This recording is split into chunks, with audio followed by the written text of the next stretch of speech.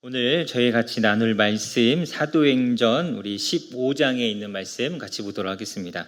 사도행전 15장 1절에서 21절까지 찾으셨으면 제가 봉독하도록 하겠습니다. 어떤 사람들이 유대로부터 내려와서 형제들을 가르치되 너희가 모세의 법대로 할례를 받지 아니하면 능히 구원을 받지 못하리라 하니 바울 및 바나바와 그들 사이에 적지 아니한 다툼과 변론이 일어난지라. 형제들이 이 문제에 대하여 바울과 바나바와 및 그 중에 몇 사람을 예루살렘에 있는 사도와 장로들에게 보내기로 작정하니라. 그들이 교회의 전송을 받고 베니게와 사마리아로 다니며 이방인들이 주께 돌아온 일을 말하여 형제들을 다 크게 기쁘게 하더라. 예루살렘에 이르러 교회와 사도와 장로들에게 영접을 받고 하나님이 자기들과 함께 계셔 행하신 모든 일을 말하며 바리새파 중에 어떤 믿는 사람들이 일어나 말하되 이방인에게 할례를 행하고 모세의 율법을 지키라 명하는 것이 마땅하다 하니라. 사도와 장로들이 이 일을 의논하러 모여 많은 변론이 있은 후에 베드로가 일어나 말하되 형제들아 너희도 알거니와 하나님이 이방인들로 내 입에서 복음의 말씀을 들어 믿게 하시려고 오래전부터 너희 가운데서 나를 택하시고 또 마음을 아시는 하나님이 우리에게와 같이 그들에게도 성령을 주어 증언하시고 믿음으로 그들의 마음을 깨끗이 하사 그들이나 우리나 차별하지 아니하셨느니라. 그런데 지금 너희가 어찌하여 하나님을 시험하여 우리 조상과 우리도 능히 매지 못하던 멍에를 제자들의 목에 두려느냐. 그러나 우리는 그들이 우리와 동일하게 주 예수의 은혜로 구원받는 줄을 믿노라 하니라. 온 무리가 가만히 있어 바나바와 바울이 하나님께서 자기들로 말미암아 이방인 중에서 행하신 표적과 기사에 관하여 말하는 것을 듣더니 말을 마침에 야고보가 대답하여 이르되 형제들아 내 말을 들으라. 하나님이 처음으로 이방인 중에서 자기 이름을 위할 백성을 취하시려고 그들을 돌보신 것을 시므온이 말하였으니 선지자들의 말씀이 이와 일치하도다. 기록된 바 이후에 내가 돌아와서 다윗의 무너진 장막을 다시 지으며 또 그 허물어진 곳을 다시 지어 일으키리니 이는 그 남은 사람들과 내 이름으로 일컬음을 받는 모든 이방인들로 주를 찾게 하려 함이라 하셨으니 즉 예로부터 이것을 알게 하시는 주의 말씀이라 함과 같으니라. 그러므로 내 의견에는 이방인 중에서 하나님께로 돌아오는 자들을 괴롭게 하지 말고 다만 우상의 더러운 것과 음행과 목매어 죽인 것과 피를 멀리하라고 편지하는 것이 옳으니 이는 예로부터 각 성에서 모세를 전하는 자가 있어 안식일마다 회당에서 그 글을 읽음이라 하더라. 아멘. 네, 저희가 사도행전 우리 13장 14장에서 사도 바울의 첫 번째 선교 여행에 대해서 같이 살펴보았습니다. 다들 내용은 잘 기억하시죠? 네, 그래서 수리아 안디옥에서 파송을 받아서 구브로라는 섬에 갔었죠. 구브로라는 섬에서 복음을 전했고 그 중에서 이제 바보라는 곳에 이 서기오 총독, 구브로의 총독 서기오 바울을 만나서 복음을 전했고 그 이후에는 다시 소아시아 지역, 지금의 튀르키예 지역으로 건너가서 거기서 비시디아 안디옥, 그리고 이고니온, 루스드라, 더베 이렇게 이제 복음을 전했습니다. 그래서 비시디아 안디옥에서는 많은 사람들이 복음을 들었지만 시기를 받아서 쫓겨났고 이고니온에서는 이 유대인들이 돌로 치려고 했었습니다. 그래서 그곳을 떠나서 루스드라로 갔고 루스드라에서는 이 비시디아 안디옥과 이고니온에서 여기까지 바울을 쫓아온 루스드라 사람들을 선동해서 바울을 돌로 쳐서 이렇게 죽은 줄 알고 성 밖으로 내다버렸습니다. 그래서 바울이 일어나서 그 다음 날 다시 더베로 가서 이제 복음을 전하고 다시 자신들이 거쳐왔던 도시들을 역순으로 지나서 다시 이제 시리아 안디옥 자기들을 파송한 교회로 돌아가는 모습을 우리가 13장, 14장에서 같이 살펴봤습니다. 대충 다 기억이 나시죠? 네, 다 기억나시는 것 같아요. 자, 그렇게 선교 여행을 다녀온 이후에 14장 28절에 보면 이 바나바와 바울이 그 안디옥 교회, 그 시리아에 있는 안디옥 교회에서 그 성도들과 함께 오랜 시간을 보내고 있었습니다. 그런데 그러던 어느 날 우리 15장 1절에 보니까 어떠한 사람들이 유대로부터 내려왔습니다. 그러니까 예루살렘에서부터 어떤 사람들이 내려왔는데 아마 이들은 유대인이면서 그리스도인이었던 그러한 사람들이었던 것 같습니다. 그들이 이 안디옥 교회 사람들에게 와서 말하기를 너희가 할례를 받아야 구원을 받는다라고 이렇게 가르치기 시작한 거예요. 그래서 바울과 바나바가 그게 무슨 소리냐? 구원은 예수님을 믿는 것으로 믿음으로 받는 것이지 할례를 행한다고 받는 것이 아니다라고 이렇게 이제 논쟁이 일어났습니다. 그래서 많은 논쟁과 이 다툼, 변론이 일어났고 그래서 이 문제를 해결하기 위해서 안디옥 교회가 이 바울과 바나바 그리고 몇 사람을 이 예루살렘 교회의 사도들에게 보내기로 결정을 하죠. 유대에서 내려온 사람들, 유대인들은 그들이 예수님을 믿었지만 오랜 시간 자신들이 지켜왔던 전통이죠. 하나님의 언약 백성으로서 할례를 행하고 하나님이 모세를 통해 주신 율법을 지키는 것은 너무나 당연한 일이었습니다. 이게 너무나 그들에겐 당연한 것이죠. 그러니까 이방인들도 하나님의 언약 백성이 되어야 그래야 그 예수님을 통한 이 십자가의 구원을 받을 수 있다라고 이들은 당연히 그렇게 생각한 겁니다. 그래서 그것에 대해서 가르쳤고 사도 바울은 그것이 아니다. 이렇게 자신들이 이방인 선교를 하면서 그들이 할례도 받지 않고 율법을 지키지 않았음에도 불구하고 하나님께서 그들을 구원하시는 것을 우리가 보았는데 왜 그것을 지켜야 한다라고 이야기하느냐 이제 논쟁이 생긴 겁니다. 그래서 이 사람들을 요 문제를 이제 예루살렘에 있는 사도들에게 가지고 가서 같이 이야기하기로 합니다. 바울과 바나바가 사도들보다 예루살렘에 있었던 사도들보다 어떤 권위가 떨어져서 그래서 그들에게 찾아가는 것은 결코 아닙니다. 바울과 바나바 둘 다 예루살렘에 있는 사도들과 동등한 하나님의 일꾼들이었지만 그렇지만 유대인들에게는 바울과 바나바보다는 예루살렘 교회에 있는 사도들이 더 훨씬 권위가 있었죠. 그들에게는. 그래서 유대인들에게 사실은 이 바울과 바나바 하는 이야기가 맞지만 이것을 사도들을 통해서 확증해 주기 위해서 그래서 이제 예루살렘 교회를 찾아가는 것이죠. 이 안디옥 교회가 이제 바울과 바나바를 마치 선교사를 파송하듯이 예루살렘 교회로 지금 보내는 것입니다. 이 말은 무엇이냐면 안디옥 교회도 자신들이 믿는 이 믿음, 진리 이것에 대해서 분명하고 확실하게 알기를 원했던 것이죠. 이게 혼란이 찾아왔잖아요. 이렇게 주장하는 사람과 이렇게 주장하는 사람이 있을 때 그러면 과연 우리가 믿는 것이 무엇이 맞는 것이냐, 무엇이 진짜냐 이것을 확실하게 하기를 원한 것입니다. 그냥 대충 이것도 이래도 되고 저래도 되고 그냥 우리 예수님만 믿으면 되니까 이렇게도 하고 저렇게도 할 수 있지. 그냥 그것이 아니라 정말 무엇이 하나님 앞에 올바른 것인가에 대해서 분명하게 하기를 원했던 것이죠. 그래서 여러분 우리가 이런 모습을 좀 배워야 하는데 우리가 믿는 믿음에 대해서 분명하고 확실하게 알아야 합니다. 내가 무엇을 믿는 것인지 내가 하나님을 믿고 예수님을 믿는다라고 하는데 그 하나님과 예수님을 믿는다라고 하는 건 무슨 의미인지 무슨 뜻인지 이것을 분명하게 해야죠. 교회를 많은 사람들이 이제 교회를 다니고 신앙생활을 하고 자기가 기독교인이라고 이야기를 하는데 그런데 자기가 믿는 것이 무엇인지 예수님이 어떠한 분인지를 잘 모르면서 그냥 믿는 사람들도 사실은 많이 있습니다. 그래서 우리가 이제 복음이라고 하죠. 그래서 내가 어떻게 구원받았는가에 대한 이 복음에 대해서 다른 사람에게 말을 못해요. 잘 모르니까. 근데 내가 잘 모르는데 믿는다. 이거 조금 이상하잖아요. 우리가 믿는 것이 무엇인지를 확실하게 아는 것이 중요합니다. 예수님께서 우리 이 땅에 계실 때 베드로에게 물어보시잖아요. 제자들에게 물어보시잖아요. 사람들이 나를 누구라 하느냐? 그래서 막 선지자, 엘리야 이렇게 이야기합니다 했을 때 예수님께서 이 제자들에게 뭐라고 물어보세요? 베드로에게 너는 나를 누구라 하느냐? 너는 나를 제대로 알고 있느냐? 물어보시는 거죠. 그래서 베드로가 예수님께 잘 대답하잖아요. 주는 그리스도시요 살아계신 하나님의 아들입니다.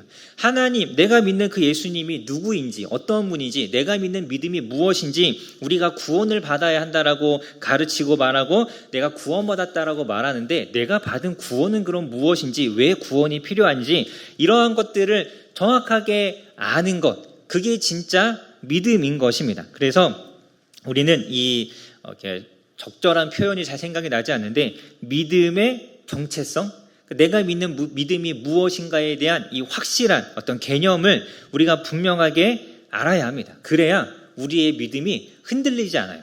이런 믿음의 확고함이 없으면, 내가 믿는 믿음이 무엇인지를 정확하게 알지 못하면 이 사람들이 와서 이런 이야기하면 그걸 따라가게 되고, 저 사람들이 와서 저런 이야기하면 그걸 따라가게 되는 거죠. 그래서 우리 갈라디아서, 사도 바울이 편지를 썼지만 갈라디아서 편지의 내용이 바로 이런 것이죠.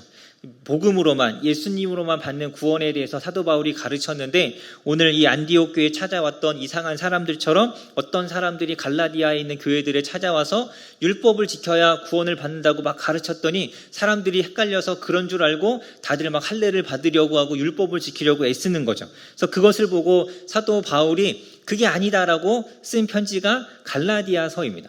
믿음, 내가 믿는 믿음이 무엇인지 확실하게 알지 못하면 우리는 흔들릴 수밖에 없어요. 이렇게 이것이 맞는지 저것이 맞는지 헷갈리게 되고, 그래서 어떤 날은 구원의 확신이 있었다가 어떤 날은 구원의 확신이 막 흔들리기도 하고, 내가 구원받은 게 맞나 의심하게 되는 것, 다 내가 믿는 믿음에 대해서 정확하게 우리가 분명하게 잘 알지 못하기 때문입니다. 그래서 우리가 내가 믿는 것이 무엇인지를 정확하게 아는 것이 중요하죠.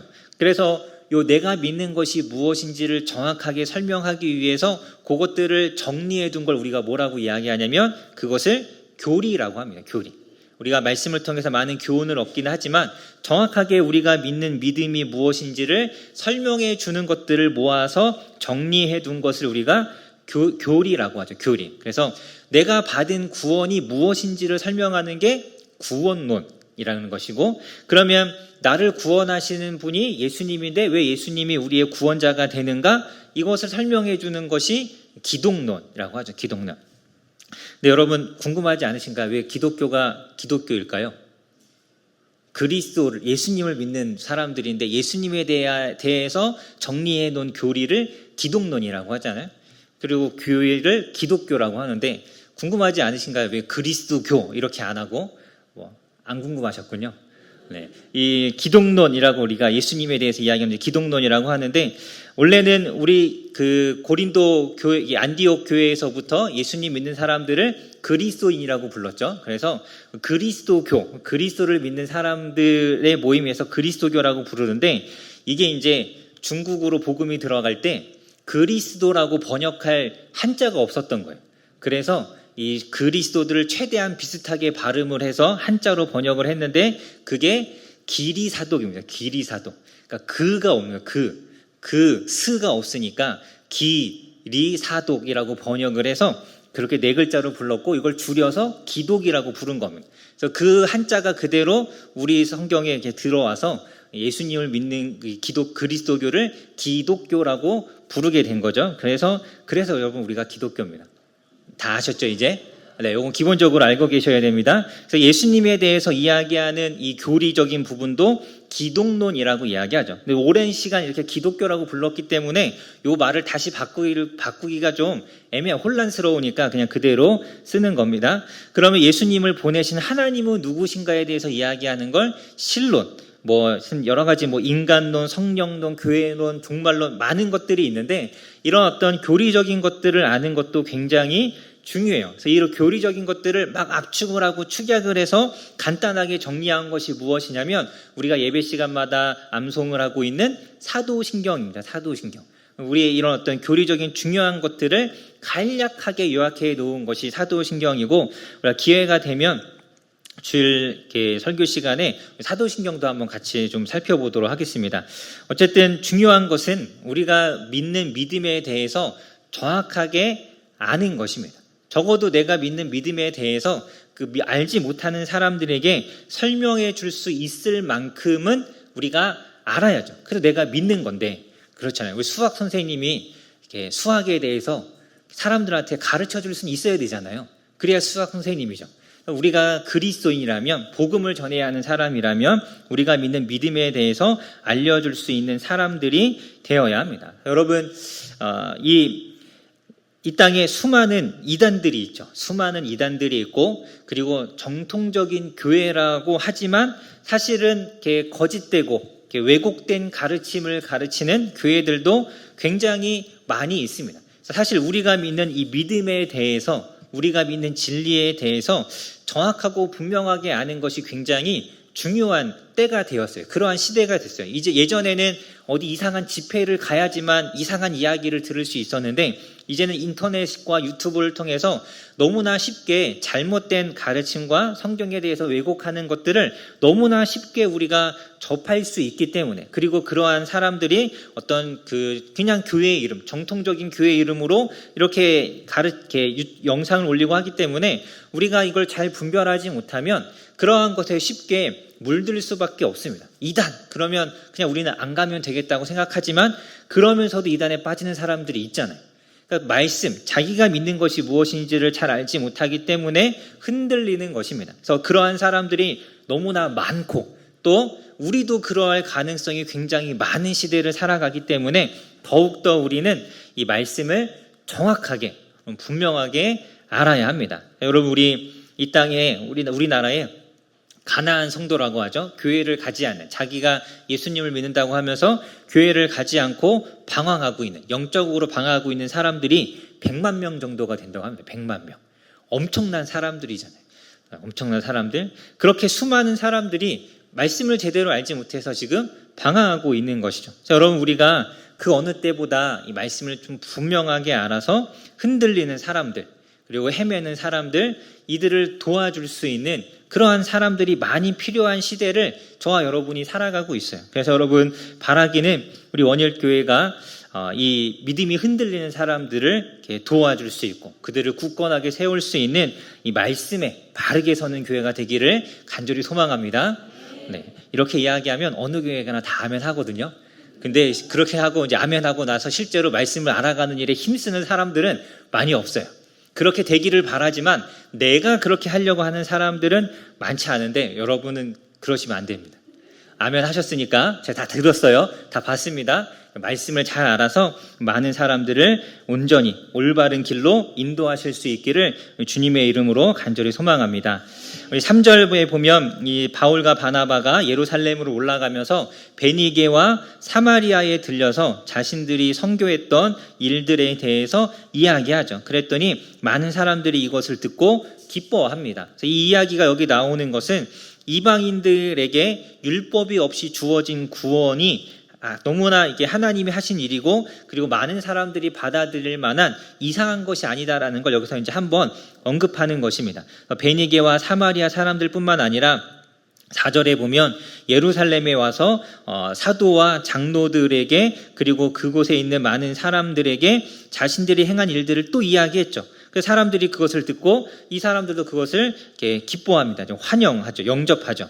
그런데 그 중에 5절에 보면 바리새파 출신의 그리스도인들, 우리 바리새파가 얼마나 이 신앙에 열심히 율법에 열심히 있었는지를 굉장히 잘 알고 있죠. 그들이 앞에 서서 그래서는 안 된다, 잘못됐다, 모세의 율법을 지키고 할례를 행해야 된다라고 이들도 주장하고 또 이렇게 고집을 부리기 시작했습니다. 그래서 6절에 이 사도들과 그리고 장로들이 모여서 이 일에 대해서 의논하기 시작하죠. 7절에 보면 많은 변론이 있었습니다. 이 많은 변론이라는 것은 이런 사람 저런 사람의 다양한 의견들이 있었다라는 의미이기도 하고, 서로 다른 어떤 대척점에 서서 율법을 지켜야 한다와 아니면 율법은 지키지 않아도 된다라는 이 서로의 이 변론이 양보가 없어서 굉장히 오랜 시간 계속되었다라는 그런 의미이기도 합니다. 그래서 이것이든 저것이든 오랜 이 변론이 있은 이후에 이제 베드로가 일어나서 이제 이야기합니다. 많은 토론을 거치고 나서 나름 이제 베드로가 결론을 내리는 겁니다. 결론을 내리는데 어떻게 내리느냐? 우리 먼저 7절부터 이 9절에 보면 자신이 이방인들에게 복음을 전했던 것을 이야기하죠. 우리 잘 알고 있는 것처럼 베드로가 고넬료라는 이방인에게 복음을 전했는데 7절 말씀에 있는 것처럼 하나님께서 나를 통해서 이방인들에게 복음을 전하게 하셨고, 8절에 그들에게 우리와 똑같은 성령을 주셨고, 그래서 9절에 그들의 마음을 깨끗하게 하셨다. 하나님께서 우리와 다를 바 없이 차별하지 않고 그들에게도 성령으로 그들의 마음을 깨끗하게 하셨는데, 그런데 우리 10절에 왜 우리가 그런 하나님의 일들에 대해서 시험하고 우리도 지키지 못했던 율법을 지켜야 한다라고 우리 그들에게 강요할 수 있겠느냐? 그래서는 안 된다라고 하면서 11절에 우리는 그들이나 우리나 동일하게 예수님의 은혜로만, 예수님의 그 십자가를 통해서 주어지는 그 은혜로만 우리가 구원받는 줄을 믿는다라고 이야기합니다. 이 베드로가 결론을 내린 겁니다. 결론을. 그래서 12절에 보면 온 무리가 가만히 있었다라고 하죠. 이들이 모두 이 베드로의 말에 동의하고 수긍한 것이죠. 받아들인 것이죠. 그래서 베드로가 이제 결론을 내렸습니다. 베드로의 이 이야기는 너무나 중요한 이야기죠.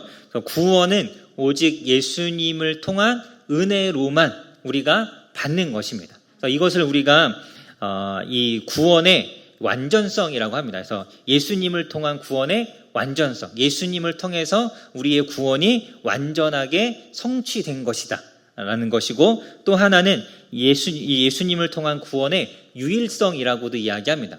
예수님만이 우리의 유일한 구원자가 된다라는 것이죠. 그래서 둘 다 예수님 아닌 다른 것이 더 필요하지 않다라는 그러한 의미인데, 이 완전성이라는 것은 예수님 플러스 다른 무엇인가가 필요하지 않다, 이게 완전성이고, 유일성은 예수님 말고 다른 것은 없다라는 뜻입니다. 그래서 구원은 예수님을 통해서만 가능한 것이고 예수님만으로 충분한 것이 바로 이제 구원입니다. 그래서 이것은 이제 굉장히 중요한 교리인데, 이 구원의 문제 때문에 많은 이단들이 생기죠. 그래서 대표적인 게 예수님만으로는 충분하지 않고 플러스 알파 무엇인가가 필요하다라고 주장하는 이단들이 있어요.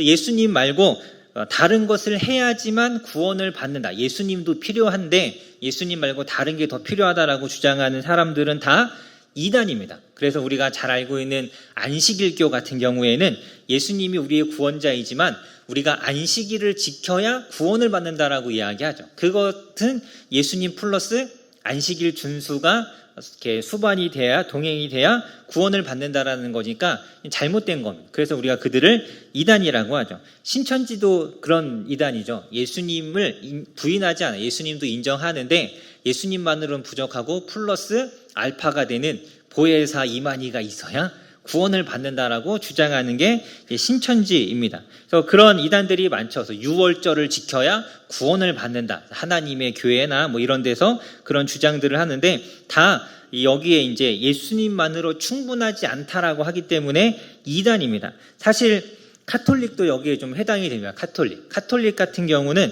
예수님을 통해서 구원을 받는 것이 맞지만 그 구원을 받기 위한 인간의 공로가 필요하다라고 이야기해요. 우리가 이거 공로주의라고 하는데, 예수님으로만 구원받는 게 맞아요. 근데 그 구원이 누구에게 주어지느냐? 구원받을 만한 공로가 있는 사람, 구원받을 만한 자격이 있는 사람에게 구원이 주어진다라고 이야기하는 것이 이 카톨릭의 구원론입니다. 그래서 예수님만으로 구원받는다고 말하는 것 같지만 사실은 플러스 알파로 인간의 공로를 덧붙이는 거죠. 그래서 사실은 카톨릭도 이렇게 제대로 이 구원론이 잘 서 있는 그것은 아닙니다. 이런 어떤 이 구원은 예수님만을 통해서 우리가 이루어진다라는 것을 분명하게 기억해야 하고, 또 이거 외에 예수님을 부정하고 예수님 아닌 다른, 혹은 예수님을 인정하지만 예수님 말고 다른 구원의 방법도 있다라고 주장하는 그런 이단들도 있습니다. 그런 어떤 종교들이 있죠. 그래서 그걸 우리가 흔히 이제 종교다원주의라고 하는데, 제가 설교 시간에 여러 번 말씀드렸는데, 예수님 말고 다른 사람들도 구원자가 될 수 있다. 예수님도 구원자이지만 불교나 힌두교나 이슬람교에도 구원이 있다. 그래서 우리 이렇게 말씀드렸죠. 산에 올라가는 길은 다 다르지만 정상에 올라가면 다 결국 만나는 게 아니냐. 그래서 천국에 가고 낙원에 가고 극락에 가고 하면 다 똑같은 거다라고 주장하는 그러한 사람들도 있습니다. 여러분, 만약에 예수님 아닌 다른 구원의 방법이 있었다면, 예수님을 믿지 않아도 뭐 부처를 믿거나 아니면 뭐 이슬람에서 이야기하는 알라를 믿거나 뭐 그렇게 해서 구원을 받을 수 있다면 예수님이 굳이 이 땅에 와서 십자가를 지실 필요가 없잖아요.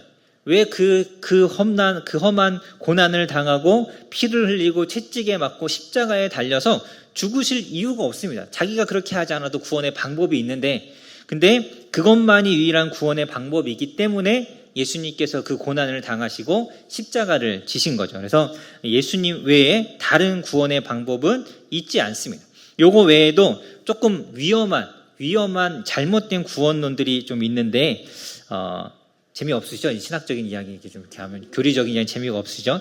중요한 게 한 가지 있어요. 우리 포용주의적 구원론이라는 게 있습니다. 포용주의적 구원론. 이것은 무엇이냐면 예수님을 통해서만 구원받는 게 맞지만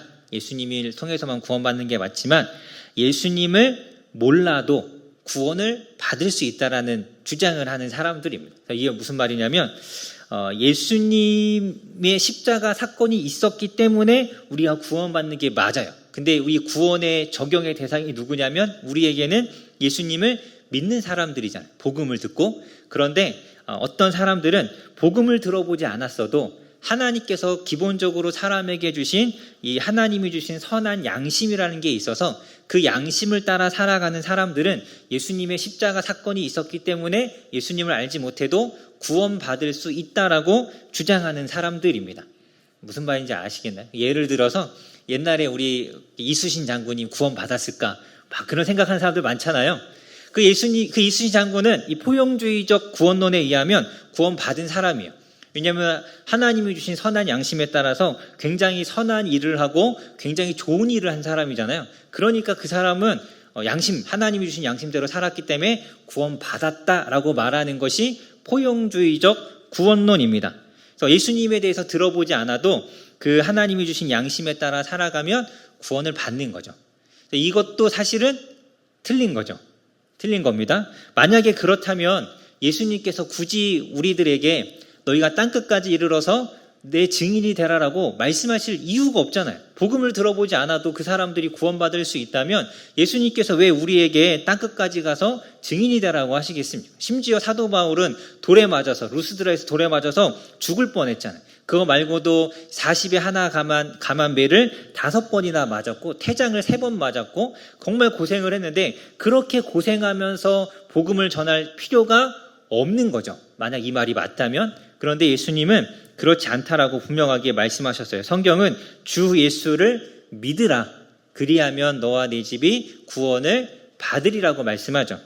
가서 선한 양심대로 살아라. 그러면 너희가 구원받는다라고 절대 말하지 않습니다. 여러분, 예수님을 믿어야지만 예수님을 통해서만 우리는 구원을 받습니다. 요라 이제 좀 다른 이야기지만 요즘에 의외로 또 요즘에 이런 이야기가 좀 있어서 이렇게 예수님을 믿고 교회를 다니는데 이렇게 몸에 베리칩을 심으면 구원받지 못한다. 이런 것들. 여러분, 베리칩과 구원은 아무 상관이 없습니다. 구원은 누구를 통해서만 받는 거예요? 예수님을 통해서만 받는 거죠. 내가 내 몸에 문신을 하든 베리칩을 심든 이런 것과는 상관이 없는 겁니다. 그래서 그런 것에 흔들리지 않아요. 이상하게 교회를 오래 다닌 분들 중에도 이런 이야기에 막 이렇게 흔들려서 정말 자기가 이런 거 받으면 구원 못 받는 줄 알고 막 벌벌벌 떨고 하시는 분들도 계시는데 절대 그렇지 않습니다. 구원은 예수님을 통해서만 우리가 받는 것이죠. 우리의 행위, 내가 무엇을 했느냐 하지 않았느냐에 대해서 따라서 결정되는 것이 결코 아닙니다. 그래서 자격이 있어야지만 받는 것도 결코 아니죠. 그래서 구원은 자격이 없는 죄인인, 우리가 죄인이라는 것을 깨닫지도 못할 때에 예수님께서 우리를 위해서 십자가에서 지심으로 인해서 우리를 위한 구원의 역사들을 이루어 가셨잖아요. 그러니까 우리의 구원은 그 예수님을 통해서만 받는 것입니다. 그것으로 그 예수님을 믿는 것으로 충분하죠. 그래서 어떤 행위나 다른 것에 우리가 흔들리지 않아야 합니다. 그래야 우리의 구원의 확신이 있는데 이 구원의 확신이 자기의 삶을 보면서 행실, 막 거룩하지 않은 삶, 막 이렇게 정결하지 않고 성경 읽기 별로 안 좋아하고 성경 공부하면 재미도 없고 이렇게 기도하는 것도 하고 싶지 않고 이런 자기의 모습을 보면서 내가 구원받은 것이 맞나? 라고 흔들리는 사람들이 있습니다. 이건 다 자기의 행위에 따라서 그 구원론이 제대로 되어 있지 않기 때문에 자기 행위를 보고 자기의 구원에 대해서 흔들리는 것이죠. 여러분, 우리가 예수님을 믿음으로 인해서 새롭게 변화되어지고 새롭게 거듭나는 것은 맞습니다. 하지만 여전히 우리는 죄와 싸워야 하잖아요. 죄가 여전히 우리를 유혹하고 흔들려고 하죠. 죄와 싸워야 하는데 우리가 이 죄와 싸움에서 항상 이기느냐? 그렇지 않잖아요. 자주 넘어지고 많이 넘어지죠. 신앙이 성숙하다면 더 잘 많이 이기겠지만 그렇지 못하다면 죄와의 싸움에서 더 많이 넘어지고 실패할 겁니다. 근데 그런 자기의 모습을 보면서 내가 열매가 없다라고 하면서 내가 구원받은 게 아니구나 이렇게 생각하지 않아야 합니다. 내가 예수님만이 나의 유일한 구원자라는 것을 믿는다면 우리는 구원받은 것이 확실한 거예요. 나의 어떤 행위나 생각이나 어떤 이런 것에 따라서 우리가 흔들리지 않아야죠. 물론 예수님을 믿고 났는데 그 예수님 믿기 전과 믿은 이후에 이 변화가 확실하게 내가 보기에 확실하게 보이지 않을 수도 있어요. 우리가 예수님을 믿는다고 해서 갑자기 확 달라지는 게 결코 아닙니다. 우리가 말씀을 배워가고 알아가야 이렇게 살아야 되는구나를 알아가야 그 삶이 바뀌고 변화되는 거지, 갑자기 내가 예수님 믿었다고 해서 갑자기 내가 사도 바울이 되고 베드로가 되는 것은 결코 아닌 것이죠. 그러니까 내가 좀 이렇게 실수하고 죄를 짓는 모습 때문에 우리의 신앙이 흔들리지는 않아야죠. 오히려 그런 죄악된 모습을 보면서 내가 아직 성령에 충만하지 못하고 내가 아직 무엇이 옳은 것인지를 잘 알지 못하고 내가 아직 죄를 더 살아가고 있구나 이런 걸 보면서 회개해야 하는 것이지 자신의 구원의 확신에 대해서 흔들려서는 안 되는 겁니다. 그래서 특히 이 모태신앙 같은 경우는 어려서부터 신앙의 테두리 안에서 살아왔잖아요. 자기의 믿음과 상관없이 신앙적인 행위들을 하며 살아왔죠. 그러니까 예수님을 믿고 난 이후에도 이 변화가 확실하게 보여지기가 굉장히 어려워요. 그러니까 나중에 예수님 믿은 사람은 확실하게 티가 나죠. 전에 안 가던 교회도 가고 안 읽던 성경도 읽고 안 하던 기도 생활도 하는데, 모태신앙은 어려서부터 교회도 갔고 잘 모르지만 성경도 읽었고 잘 모르지만 기도도 했잖아요. 전 초등학교 1학년 때 기도를 해야겠다고 생각을 하고 교회에 가서 이렇게 앉아서 어떻게 했냐면 가만히 있었습니다. 눈 감고. 기도를 어떻게 하는지 모르니까 어른들 보니까 눈 감고 가만히 있더라고요. 그래서 저도 기도하러 가겠다고 교회 의자에 앉았고 맨 앞에 앉아서 눈 감고 가만히 있었어요. 그래서 시간이 10분 되는지 5분 되는지 모르겠지만 제 생각에 시간이 많이 지났다고 생각돼갖고 일어나서 집에 가고 이렇게 한 거죠. 모르니까. 그러니까 이러한 게 모르지만 그렇게 살아왔기 때문에 예수님을 믿고 나도 어렸을 때부터 신앙생활하던 사람은 그 변화가 잘 티가 나지 않을 수도 있습니다. 대신에 이 성격이 이 확고한 사람들 있잖아요. 이거면 이거고 이거면 이건 사람. 이 사람들은 변화가 확실하죠. 확실하게 이거면 이거기 때문에 그런 변화가 더 뚜렷하게 나타날 수 있지만 그러지 않을 수도 있다라는 것을 우리는 기억해야 합니다. 그래서 그런 자기의 모습을 보고 이 구원의 확신이 흔들려서는 결코 안 됩니다. 구원은 예수님을 믿음으로만 받는 것입니다. 그래서 혹여나 교회 안에 어떠한 사람의 허물이 보이거나 어떻게 믿는 사람이 저럴 수 있지라는 그런 모습이 보인다 할지라도 우리가 그것에 대해서 그 사람을 판단할 필요도 없어요. 저 사람이 아직 구원을 못 받았다. 이런 걸 우리가 함부로 판단할 수는 없습니다. 수군거릴 필요도 없죠. 그 사람 나름대로 그 안에서 치열한 영적인 싸움을 하고 있을 수도 있잖아요. 우린 그저 그 사람들의 신앙과 믿음을 위해서 기도해 주는 것이지 그 사람의 신앙을 판단하거나 이렇다 저렇다. 물론 이제 너무 저 사람 정말 믿음 있는 사람 맞나 막 의심이 될 만큼 막 그런 사람들이 있긴 하지만 그것을 우리가 말할 것이 아니라 그 사람들을 위해서 기도해주고 또 같이 말씀을 공부하거나 하면서 어떻게 살아가야 하는지를 우리가 알려주어야 하는 것이지 비난하거나 비판해야 할 일들은 아닌 것이죠. 여러분, 우리가 믿음으로만 구원을 받는다라는 걸 분명하고 확실하게 기억해야 합니다. 이렇게 이야기했을 때 이제 12절 아까 본 것처럼 온 무리가 가만히 있었고 바나바와 바울이 이 베드로의 이 이야기에 이제 덧붙이죠. 확실하게 이제 증거를 이야기합니다. 우리들도 이방의 복음을 전할 때 하나님께서 표적과 기사로 함께 하셨다. 그러니까 단지 우리가 임의로 한 것이 아니라 하나님이 함께 하신다라는, 이것이 맞다라는 증거를 보여주셨다라고 이야기했고, 이 이야기를 듣자 이제 13절에서부터 19절까지 야고보가 베드로가 내린 결론에 대해서 확증을 합니다. 확증.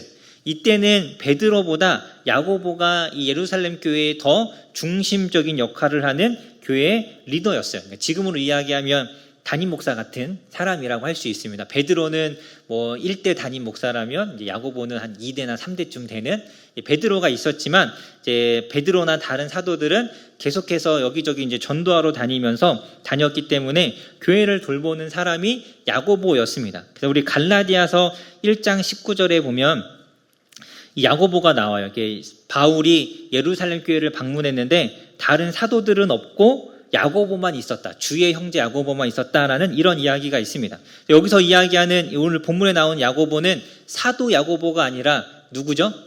예수님의 동생 야고보입니다. 우리 야고보서 PBS 할 때 같이 이야기했었죠. 사도 야고보는 사도행전 12장에 보면 일찍 순교하잖아요. 그래서 그 이후에 예수님의 동생이었던 야고보가 교회의 중심적인 역할을 하는데, 초창기에 사도들이 다 전도하러 나갔을 때 야고보 혼자 교회에 남아서 교회를 돌봤고, 갈라디아서 2장 9절에 보면 이 바울이 두 번째 예루살렘을 방문했을 때 또 야고보를 또 만나는데, 그때는 이 야고보를 향해 뭐라고 이야기하냐면 기둥과 같은 야고보라고 합니다. 그러니까 예루살렘 교회에 기둥이 되어 있었어요. 중요한 인물이 되어 있었다라는 것이죠. 그래서 이 야고보가 이 사람들에게 이제 이야기합니다. 그래서 뭐라고 이야기하냐면 14절에 보니까 하나님이 이방인에게 복음을 전하려고 구원을 하시려고 그들을 돌보신 것을 시므온, 베드로죠. 베드로, 시므온이 말했는데 15절에 이 베드로의 이야기는 선지자가 기록한 말씀과 일치한다, 똑같다라고 이야기합니다. 그러면서 아모스 9장에 있는 말씀을 16절, 17절에서 인용하는데, 하나님께서 다윗의 무너진 장막을 다시 세우셔서, 그리고 17절에 보면 남은 사람들, 남은 유대인들과 내 이름으로 일컫는 모든 이방인들이 그 다윗의 장막에 모여 하나님을 예배하는 그 때가 다시 있게 하겠다라고 하나님께서 말씀하셨는데, 지금이 바로 그때다라는 것입니다. 다윗의 장막은 성소를 뜻하죠. 성소. 다윗이 하나님을 예배하던 자리, 하나님을 예배하는 처소를 하나님께서 다시 회복하시는데, 그것이 교회이고 이 교회의 유대인들과 이방인들이 함께 모여서 하나님을 예배하게 되었다. 이것이 아모스를 통해서 하나님께서 하신 말씀이다라는 겁니다. 그래서 인간적인 생각이 아니라 말씀에도 기록이 되어 있는 것이고 말씀의 성취라고 이야기하는 것이죠. 그래서 20절, 21절에 그렇지만 다만 이 유대인들이 여기저기 있어서 여전히 율법을 지키고 있기 때문에 그 유대인들과 이방인들이 같이 함께 어울릴 수 있도록 4가지만 이방인들에게 지켜달라고 부탁을 하자. 그 4가지가 우상의 더러운 것, 음행, 목매어 죽인 것, 피,째 음식을 먹는 것, 요것은 하지 말아달라고 부탁을 하고, 그리고 율법을 지키지 않아도 구원받는 것이 확실하다라고 이야기하고 가르치라고 이제 이야기합니다. 그래서 이렇게 이제 이 야고보가 확증을 하죠. 그래서 예수님을 통해서만 구원받는다라는 것이 이제는 정확한 교리로서 확증이 됩니다. 여러분이 말씀에서 또 우리 좀 한 가지 또 생각해 볼 것이 있는데, 이 문제를 해결해가는 변론이 있었고 논쟁이 있었고 문제가 있었는데, 이 문제를 해결해 가는 데 있어서 가장 중요한 기준이 된 것이 무엇이었습니까? 바로 말씀이죠. 야고보가 이야기하고 베드로도 이야기했지만, 베드로가 이야기하고 야고보가 이야기했다고 해서 그것이 진리가 되는 것이 아니라 하나님의 말씀에 그렇게 되어 있기 때문에 그것이 진리가 되는 것이고 그것을 받아들인 것입니다. 아무리 베드로와 야고보가 이렇게 이야기했어도 성경에 이런 이야기가 없다면 그건 받아들일 수가 없겠죠. 그렇게 할례를 받아야 한다라고 이야기했던 사람들도 베드로와 야고보의 이야기를 받아들인 이유는 성경에 그렇게 되어 있기 때문입니다. 그래서 여러분, 성경이, 말씀이 우리의 삶의 기준이 되어야 합니다. 기준이. 그래서 목사님이 이야기했다고 다 되는 것이 아니라 성경이 그렇게 이야기해야 되는 것이죠. 종종 이렇게 보면 담임 목사님 말이면 무조건 따르는 사람들이 있어요. 목사님이 그렇게 이야기하면 그게 맞는 거지 하면서 막 이렇게 무조건 목사님이 맞다라고 하는 경우들이 있는데, 사실 좋은 건 결코 아닙니다. 좋은 건 결코 아닙니다. 성도가 말씀을 잘 알지 못하면 목사가 이상한 이야기를 해도 따라갈 수밖에 없어요. 분별할 수가 없죠. 그러면 목사도 더 자기 마음대로, 물론 자기가 일부러 그러는지 잘 모르겠지만 더 잘못된 이야기를 하게 될 수밖에 없습니다. 성경을 제대로 가르치지 못하는 목사도 문제이지만 그것이 제대로 된 가르침인지를 분별하지 못하는 것도 사실은 좋은 건 아닙니다. 그래서 목사도 말씀을 잘 알아야 하고 그리고 배우는 성도도 말씀을 잘 알아야 합니다. 분별력이라는 것이 있어야 돼요. 목사님이 하시는 이야기가 맞는 이야기인지 틀린 이야기인지를 우리가 분별해야 하죠. 분별. 여러분 제가 이렇게 설교를 하는데 제가 막 이상한 이야기를 한다. 그럼 여러분이 저한테 목사님 그거 아무래도 이상한 것 같은데요. 성경적으로 맞는 이야기인가요를 이야기할 수 있어야 합니다. 그래야 제가 더 열심히 성경을 공부하고 연구를 하고 그래야 제대로 제가 더 이렇게 설교를 하고 가르칠 수가 있겠죠. 물론 이제 그렇게 저한테 묻지 않으셔도 전 열심히 할 거지만 그렇지만 여러분이 그러한 마음들을 가지고 있어야 합니다. 그냥 대충 아무 이야기나 하고 막 이렇게 감동적인 예화들 몇 개 이야기하면 막 다 아멘 아멘 하고 막 할렐루야 하면서 와 오늘 막 은혜 받았다 이러면 제가 열심히 설교 준비를 할 필요가 없잖아요. 인터넷만 막 이렇게 뒤져갖고 재밌는 이야기 몇 개 가져다가 그냥 이야기하면 끝나잖아요. 제가 정말 오랜 시간 밤늦게까지 막 성경 막 보고 주석 찾고 막 하면서 열심히 설교 준비하는데 그렇게 할 필요가 없는 거죠. 그래서 여러분이 말씀을 잘 알아야 저도 더 열심히 할 수 있고 그럼 우리가 다 같이 하나님의 말씀을 잘 아는 것입니다. 그래서 여러분 말씀을 잘 알아야 합니다. 우리 잠언 27장에 있는 말씀이죠. 27장에 보면 철이 철을 날카롭게 한다라고 합니다. 우리가 서로가 서로를 빛나게 하는 그런 관계가 되어야 해요. 그래서 목사님이 전하는 말씀이 정말 맞는 말씀인가를 분별할 수 있어요. 그렇지 않을 때는 그것을 이야기하고 그럼 저도 내가 잘못 알고 있었나 다시 살펴보고 그것에 대해서 또 제대로 알아가고 이러한 것들이 필요한 겁니다. 만약에 저도 말씀을 잘 모르고 여러분도 말씀을 잘 모르면 그게 뭐죠? 소경이 소경을 인도하는 것이죠. 여러분 우리가 말씀을 잘 아는 것은 굉장히 중요합니다. 예전에 제가 다른 교회에서 이제 사역하면서 설교를 하고 내려오면 아주 가끔 제가 20년 이제 여기 오기 전 20년 이제 설교를 했는데 아주 가끔 한 5년에 한 번, 10년에 한 번 정도 아주 가끔 설교를 듣고 전화하시는 분이 있어요. 화를 내세요. 저한테.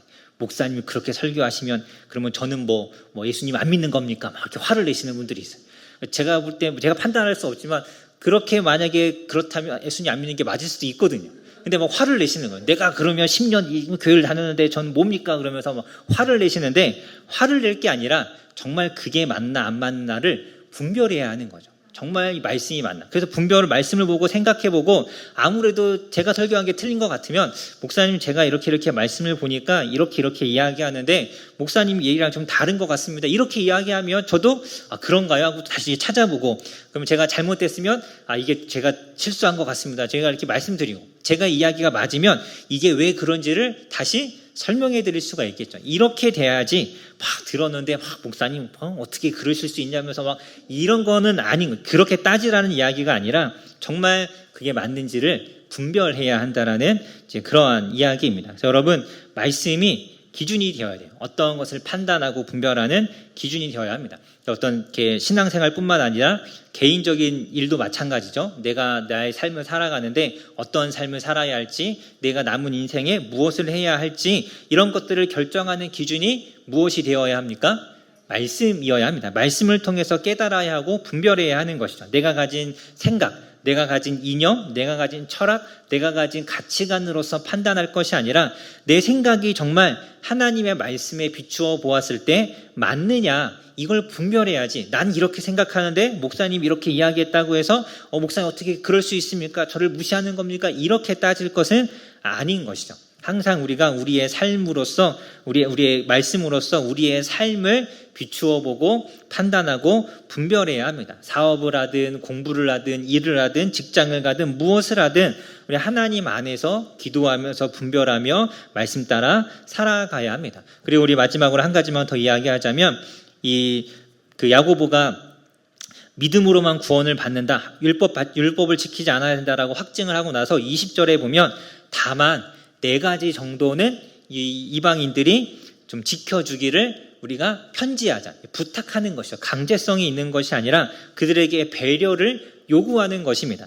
그래서 야고보와 베드로가 구원을 위해서 할례가 필요하지 않다라는 것을 분명하게 했지만 그렇지만 유대인들의 오래된 전통과 관습에 대해서 존중해 줄 것을 이방인들에게 요구하는 것입니다. 이렇게 요구하는 이유는 화평을 위한 것이죠. 화평을 위한 것. 그래서 29절에 보면 이것을 편지하면서 뭐라고 써 있냐면 평안함을 원하노라.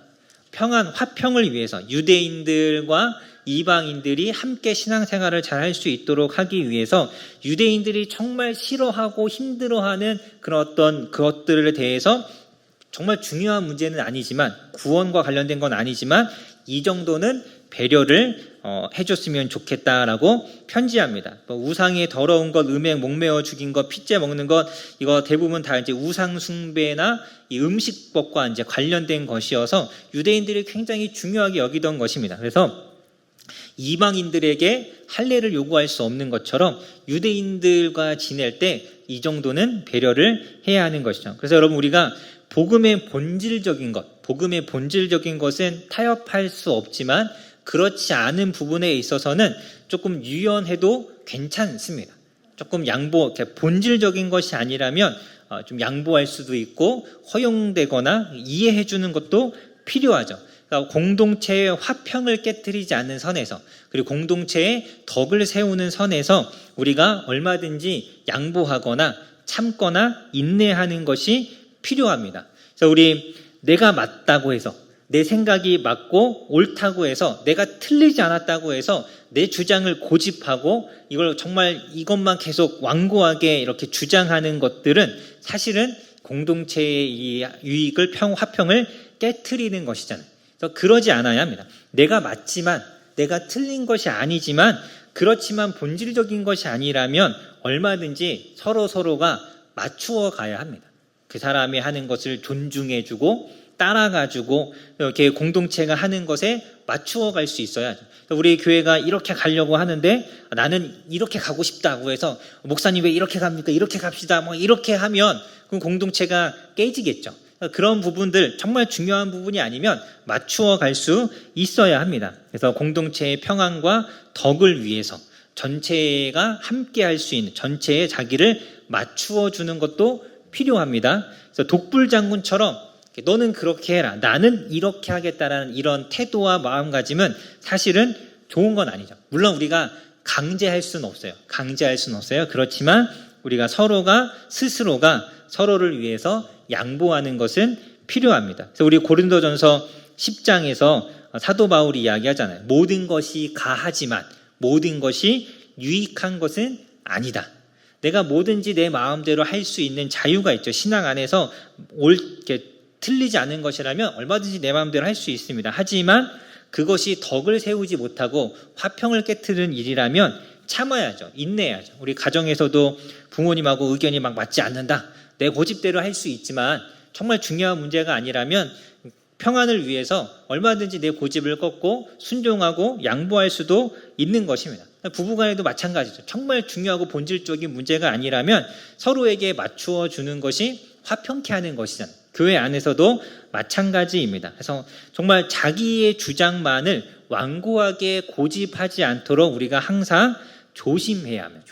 우리 교회에 보면 옛날에 우리 교회가 아니고요. 우리 교회들에 보면 예전에 그런 거 많았어요. 이렇게 드럼은 사탄의 악기라고 해서 저기 드럼이 있는데 사탄의 악기라고 해서 막 이렇게 연주하면 안 된다고 막 들어오지도 못하게 하는 경우도 있었고, 그리고 예배 시간에 찬송가 안 부르면 큰일 나는 것처럼 생각하는 분들도 그게 사실은 전통이죠. 찬송가라는 건 신학적인 본질이 아니라 교회가 지켜오던 전통일 뿐입니다. 그것이 반드시 지켜져야 되는 것은 아닌데 그걸 막 이렇게 고집하면서 다른 어떤 찬양들은 인정하지 않는 것, 사실 이렇게 막 요즘 우리가 이제 흔히 CCM이라고 하는 이런 찬양들 유행하는 그런 어떤 요즘 유행하는 이렇게 대중적인 노래들과 비슷하다고 해서 막 이건 부르면 안 된다라고 하는 것들은 사실은 이게 진짜 본질의 문제도 아니고 맞는 이야기도 아니거든요. 근데 이걸 고집하는 사람들이 있습니다. 사실 지금 우리가 가지고 있는 찬송가도 처음 만들어질 던 그 17세기, 19세기 그때는 그 당시에 유행하던 유행가 가지고 만든 거잖아요. 우리가 클래식이라고 하는. 그때 당시는 그게 유행가였죠. 그리고 그 사람들이 가지고 있었던 동요와 민요들을 가져다가 가사를 바꾸어서 만든 게 찬송가거든요. 근데 이게 막 무슨 이렇게 본질인 것처럼 그러니까 이런 것들, 이런 것들을 우리가 본질이 아닌 것들에 대해서 고집하지 않도록 우리가 항상 조심해야 합니다. 우리에게 얼마든지 마음대로 이야기할 수 있고 행동할 수 있는 자유가 있지만 그 자유를 가지고 공동체의 덕을 세워야 하는 책임도 있다라는 것을 우리는 반드시 기억해야 합니다. 그래서 어떻게 하면 내가 우리 교회의 평안과 그리고 덕을 세우는 일에 더 함께할 수 있는가를 잘 생각하면서 우리 교회를 바르게 또 이렇게 화평하게 세워가시는 우리 원일교회 성도님들 되시기를 주님의 이름으로 간절히 소망합니다.